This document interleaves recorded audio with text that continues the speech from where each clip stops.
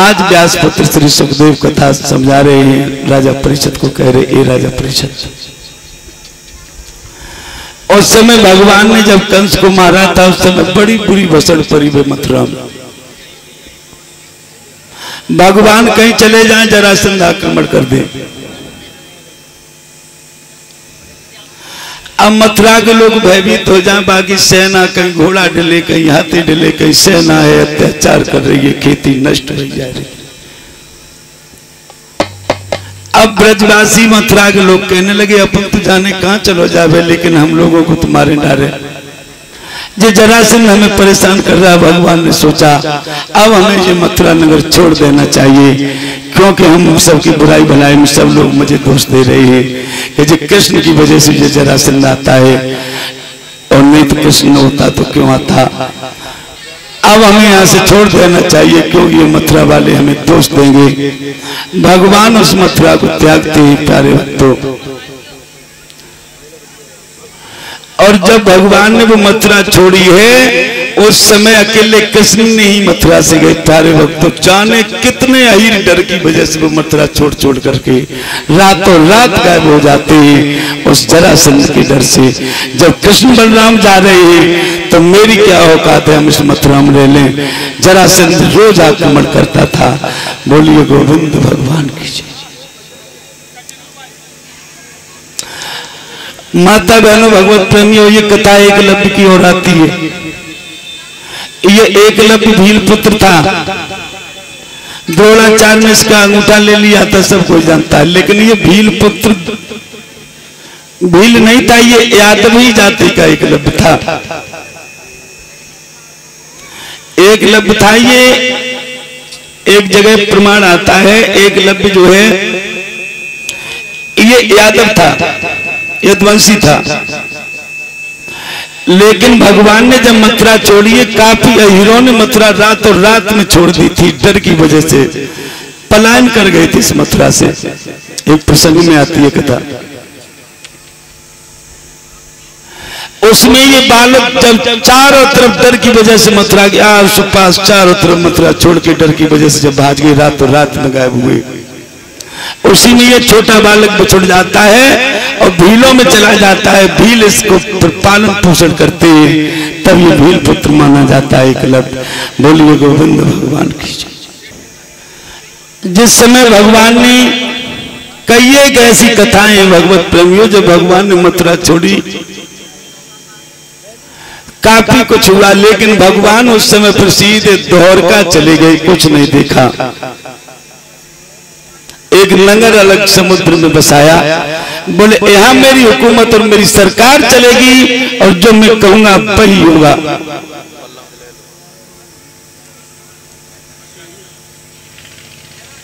सुदर्शन चक्र मेरा पहरा लगाएगा और उस मथुरा को छोड़ा है। देवती मैया वसुदेव से पूछा, हम द्वारका जा रहे हैं, तुम्हारी कुछ इच्छा हो तो बताओ।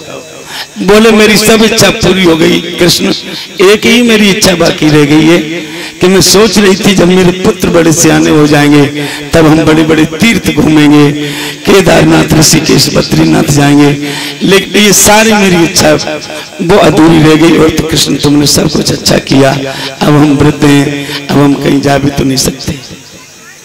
स्वयं भगवान कृष्ण ने कहा कि अब कैसे, अब तुम द्वारका जा रहे हैं, अब तीर्थ कराने का तो समय भी नहीं है, अब क्या होना चाहिए। स्वयं भगवान कृष्ण चारों धामों को उसी मथुरा में बुला लेते हैं। प्यारे भगवत प्रेमियों, तो मथुरा के चारों तरफ जितने तीर्थ हैं सबको बुलाया, बोले इन्हीं में बैठ के तुम दर्शन करते रहो। ब्रज 84 कोष में सारे तीर्थ आए, जो आज हम तुम लोग 84 कोष की परिक्रमा देने जाते हैं, इसमें सब तीर्थ आ जाते हैं, क्योंकि एक बार सब तीर्थ चल करके इस मथुरा में आए, ब्रज में आए। बोलिए गोविंद भगवान की जय।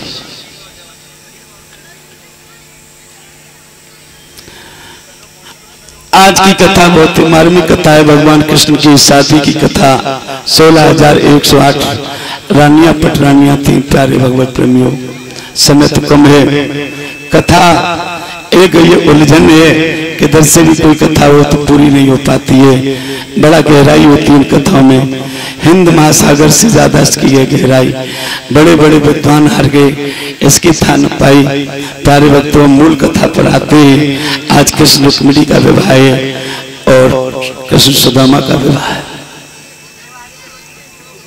शादी 16,108 होती है और इधर सुदामा कृष्ण का बड़ा मिलन प्यारा होता है। बचपन का प्यार कृष्ण सुदामा का बहुत ही था कि वो कैसा ब्राह्मण था और आज के ब्राह्मण कैसे है, ये अंतर साफ कथा बताती है।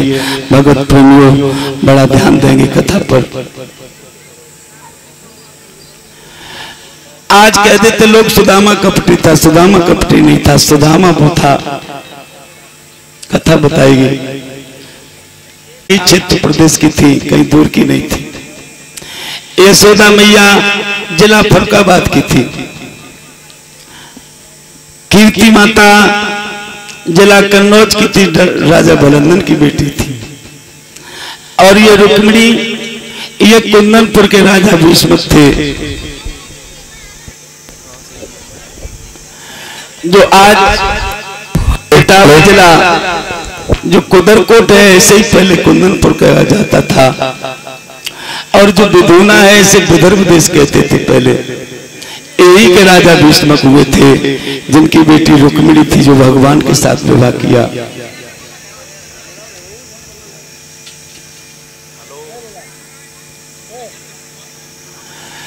राजा भीष्मक राजा थे, उन्होंने एक सुंदर सो अलोपा देवी को मंदिर बनवाओ। राजा नित्य पूजा किया करते थे। राजा भीष्मक अलोपा देवी के मंदिर में जाते थे, हमेशा पूजा करते थे। ए भगवान, बेटे तो तूने दे दिए, बड़े बलवान है, बेटे सब कुछ है, पर एक बेटी नहीं है मेरे पास। ए अलोपा देवी, तू कृपा ऐसी कर दे कि एक कन्या तो कम से कम मुझे मेरे घर में दे दे, जिसके हम पीले हाथ कर लें। बेटी बेटी होती है। प्यारे भगवत प्रेमियों, आज राजा भीष्मक उस बगिया में जाते हैं, जब जाते तो घंटों मंदिर में बैठे रहते हैं। सेना सरदार उनकी रक्षा में खड़े रहते हैं। जब तक महाराज बाहर नहीं मंदिर के आ जाते, तब तक बाहर ही खड़े रहते हैं। लेकिन ध्यान हमेशा ये रहता था, ये परम पिता परमेश्वर, हमको ये कन्या क्यों नहीं दी, सबको कन्या दी है। ए अलोपा देवी, एक मुझे कन्या दे दे, कैसी भी दे दे।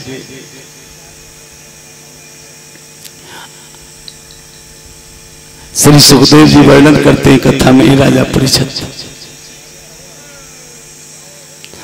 भाग्य बस ऐसा हुआ कि घर में एक कन्या ने जन्म लिया है।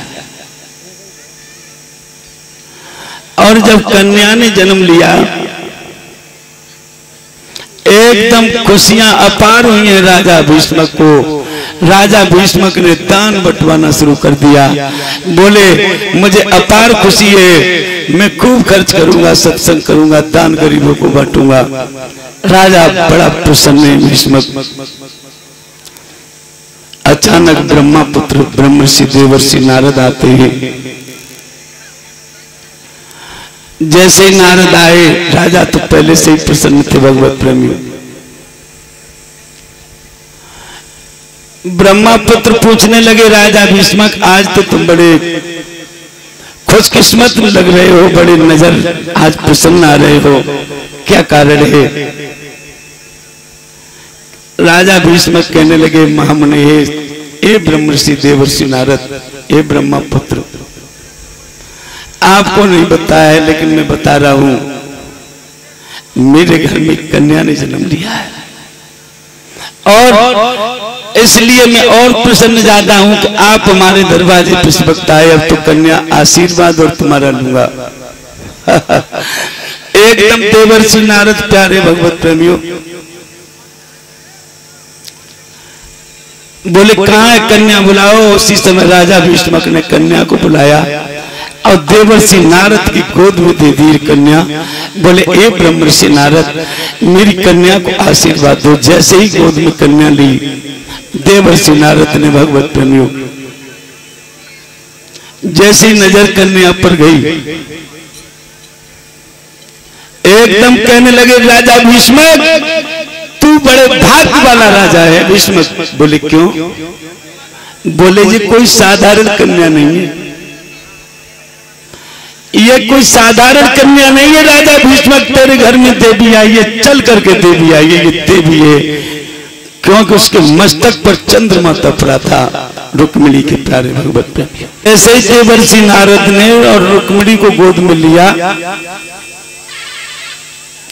राजा भीष्मक ने गोद में कन्या रख दी। बोले महाराज आशीर्वाद दो और मेरी बेटी का भाग्य देखो, भाग्य कैसा है। देवर्षि नारद कहने लगे राजा भीष्मक, तू बड़ा भाग्यवान राजा है कि तेरे घर में ऐसी कन्या ने जन्म लिया है। ये कोई साधारण कन्या नहीं है, ये तो स्वयं त्रेता की सीता रानी है। ए राजा भीष्मक,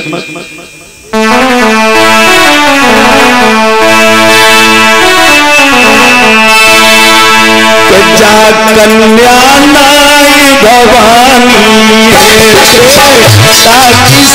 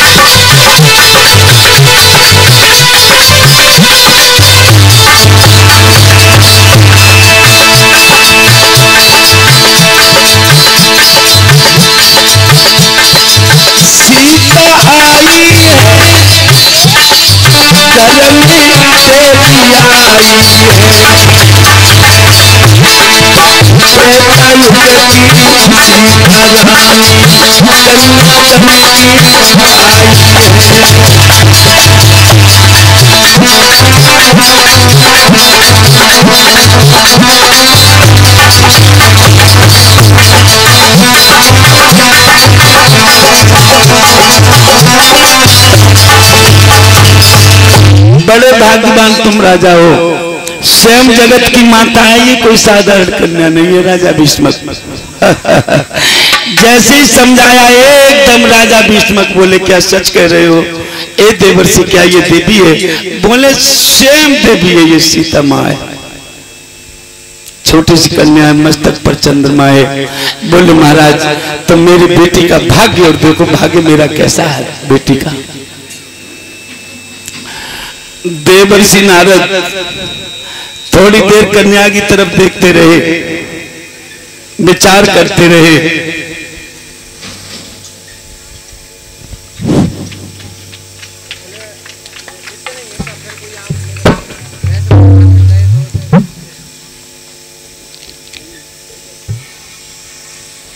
और इनके साथ साथ में आ रहे, बोले महाराज मेरी बेटी सीता है और स्वयं देवी है, पर बेटी का भाग्य कैसा, बर कैसा होगा? स्वयं देवी है तो भाग्य इसका और बता दो। जैसे ही एकदम पूछा राजा भीष्मक ने,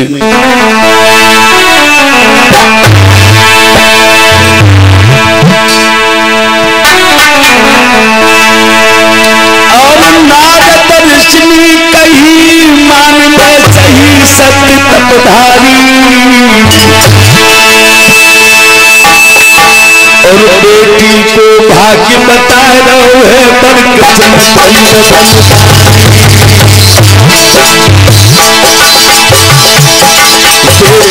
भाभी बताओ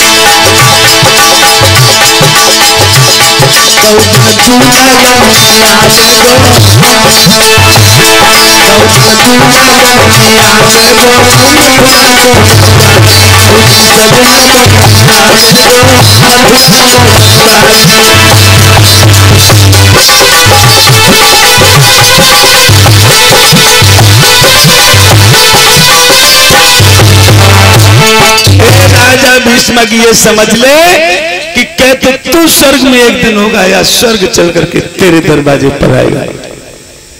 स्वयंवर कोई साधारण नहीं बेटी का है। स्वयं यादवेंद्र योगीराज स्वयं एक दिन दूल्हा बन करके आएंगे तेरे दरवाजे पर राजा भीष्मक। आहा आज देवर्षि नारद कह करके चले जाते हैं प्यारे भगवत प्रेमियों। धीरे धीरे वो बेटी सियानी होने लगी रुक्मिणी, और जैसे ही रुक्मिणी सियानी हुई भगवत प्रेमियों, रुक्मिणी केवल दो ही ज्यादा खेल खेला करती थी बचपन में। भागवत में लिखा है देवी रुक्मिणी बचपन में क्या तो गुड़िया गुड्डा का खेल खेलती थी या फिर आंख मचोनी का खेल खेला करती थी। आप लोगों को पता है आंख मचोनी का खेल कैसा होता है? भागवत में लिखा है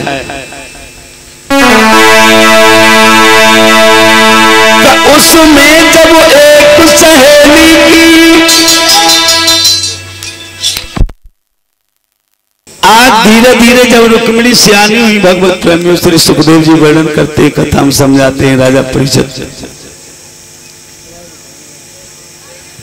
तो रुक्मिणी कह तो घर पे रहे अकेली रहे तो गुड़िया गुड्डा का खेल खेले, और जब सखियों में चली जाए देवी रुक्मिणी तो आंख में चोने का खेल खेला करे। ये दो ही खेल रुक्मिणी को ज्यादा पसंद थे, लिखा है कथा में आता है।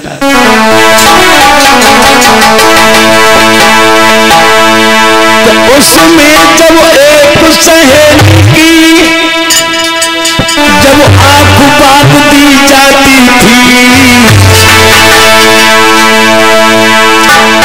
और छुपने पर गई सकी लड़की फिर उनका पता लगाती थी। छुपने पर गई सकी लड़की उनका पता लगाती थी। कोने में गई छुप जाती थी, चंद्र बदल की पूर्णिमा से खुद आप प्रकट हो जाती थी।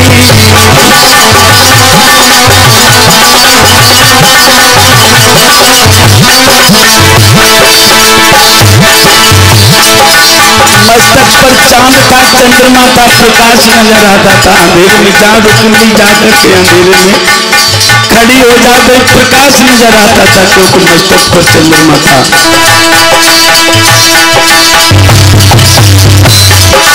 भोली रुक्मिणी देखा देखी कोने में गई छुप जाती थी, और चंद्र बदल की प्रतिमा से खुद आप प्रकट हो जाती थी।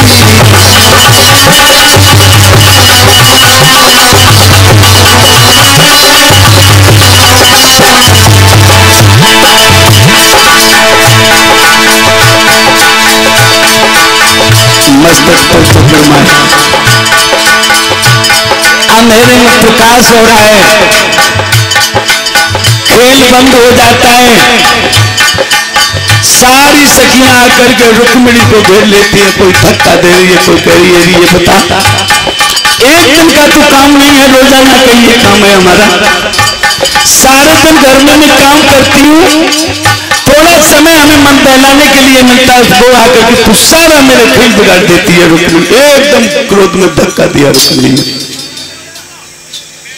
रुक्मिणी कहने लगी मेरी क्या कमी है, मेरा क्या दोष है कि तुम मुझ में धक्का, बोले तू सारे खेल को आग लगा देती है, थोड़ा समय घर वाले मुझे देते, सारे दिन तो काम करती हूँ, शाम को वो भी तू खेल नहीं होने देती है।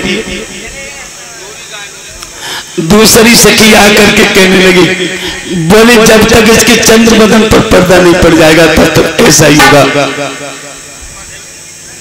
जब तक इसकी शादी नहीं हो जाएगी तब तक यही हिसाब रहेगा इसका। तीसरी सखी आकर के एकदम कहने लगी है शादी के लिए कोई शादी की होगी है, कोई उम्र की बारी नहीं है। चौथी लड़की कह रही है इसका बाप भी कोई बेकारी नहीं है, शादी कर सकता है। प्यारे भगवत प्रेमियों, उल्टे सीधे शब्द रुक्मिणी से कहने लगे, लेकिन रुक्मिणी बेचारी कुछ नहीं कह रही है, क्योंकि वो देवी है। कह रही है तुम क्यों हमसे नाराज हो, एक राजा की बेटी और सारी लड़कियों के क्रोध को सहन कर रही है। आज का बड़े घर की लड़कियों को उससे दो शब्द कह के तो देख ले। लेकिन रुक्मिणी कह रही ठीक है, हम कल से तुम्हारे खेल में नहीं आएंगे, हमारे आने से तुमको मजबूरी है, परेशानी है। बोले परेशानी क्या, तेरे मस्तक पर चंद्रमा है। बोले ये तो भगवान की दी माया है, मेरा क्या इसमें दोष है।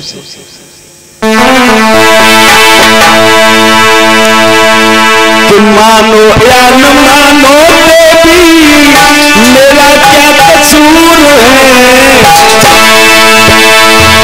तुम मानो या न मानो देवी, मेरा क्या कसूर है। और राम जी की महिमा है ये सुंदरता भरपूर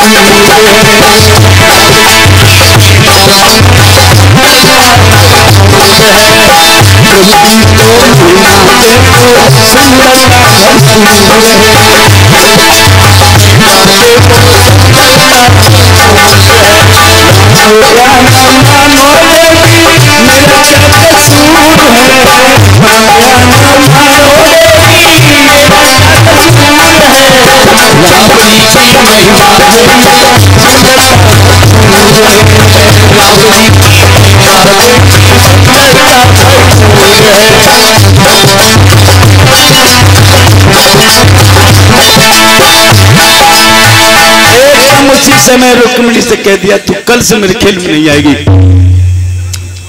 अब तू अपनी शादी कर ले। प्यारे भगवत प्रेमियों, सभी सखियों ने अच्छा बुरा भला का आपने देखा हुआ,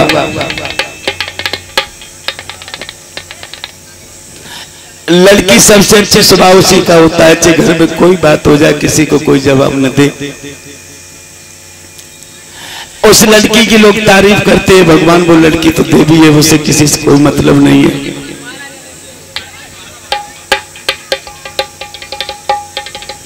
आज झगड़ा हो जाए तो लड़कियां झगड़ा में शामिल हो जाती हैं, लड़कियों को झगड़े में नहीं जाना चाहिए।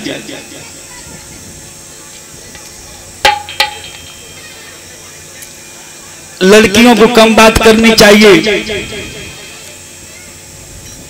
लेकिन अब लड़की जो सीधी सादी भोली वाली होती हैं लड़कियां, वो कम ही बात करती हैं, लेकिन उनकी फिर कदर नहीं होती, कहती वो तो पागल है पागल। शादी वाले भी आए तो उसे पागल बता दें, बोले वो तो कुछ नहीं जानती, पागल है, दिमाग कम है। बोले वही लड़की तो ठीक है, सीधी सादी है, बात कम करती। बोले हम दिमाग नाता से कम बातें करते, ध्यान करना। अब तो लड़की ज्यादा बात करे वो लोग ज्यादा पसंद करते हैं, बोलिए गोविंद भगवान की। और सीधी सादी लड़की को तो पागल बताने लगे, गोद भरने जाते हैं तो फेल कर देते हैं लड़कियों को, बोलिए गोविंद भगवान की। लेकिन सीधा स्वभाव तो देवी का ही होता है। माता बहनों भगवत प्रेमियों, रुक्मिणी इतनी भोली भाली थी कि कभी किसी को जवाब देती नहीं थी, सुन के चली आती थी। बोली ठीक है, तुम हमें खेल में नहीं आने दोगी? नहीं आऊंगी, मैं तो अपने घर पे गुड़िया गुड्डा का खेल खेलूंगी। और चली आई देवी रुक्मिणी भगवत प्रेमियों, बोले नहीं आऊंगी, तुम अपने कल से खूब तुम अपना खेल करना। आ गई रुक्मिणी प्यारी माता बहनों भगवत प्रेमियों आंगन में। अब बोली अब मैं नहीं जाऊंगी। और दूसरे दिन एक दिन अचानक और भाभी की कमरा में चली गई, गुड़िया गुड्डा को खेल खेलती रही।